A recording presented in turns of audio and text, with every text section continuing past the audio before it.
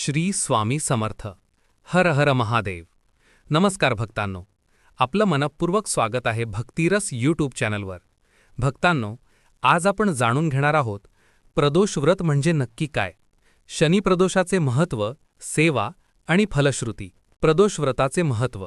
भक्तांनो, प्रदोष व्रत म्हणजे साक्षात भगवान शिवशंकरांचे पूजन होय. हे व्रत कलियुगामध्ये अत्यंत मंगलमय मानले जाते आणि शिवकृपा प्राप्त करून देणारे श्रेष्ठ व्रत आहे.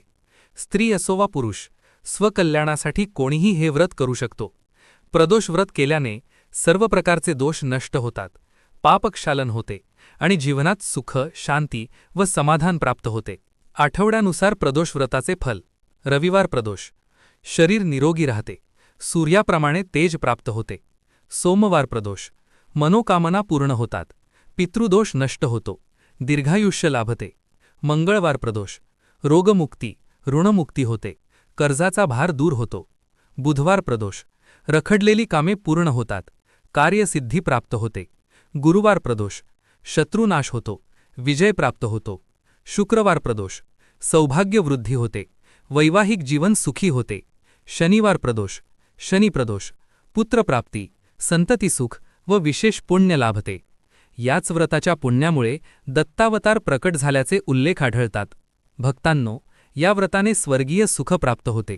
सर्व प्रकारचे दुःखे, कष्टे आणि अडचणी दूर होतात. पापांपासून मुक्ती मिळून जीवनात शुभ आणि इष्टफळांची प्राप्ती होते. प्रदोष व्रत विधी. प्रत्येक पक्षातील त्रयोदशी तिथीला प्रदोष व्रत येते. सूर्यास्ताच्या आधी 45 मिनिटे आणि नंतर 45 मिनिटे हाच प्रदोष काळ. सकाळी स्नान करून शिवपिंडीवर अभिषेक करावा. रुद्र, शिवमहिम्न स्तोत्र किंवा महामृत्युंजय मंत्राचा जप करावा.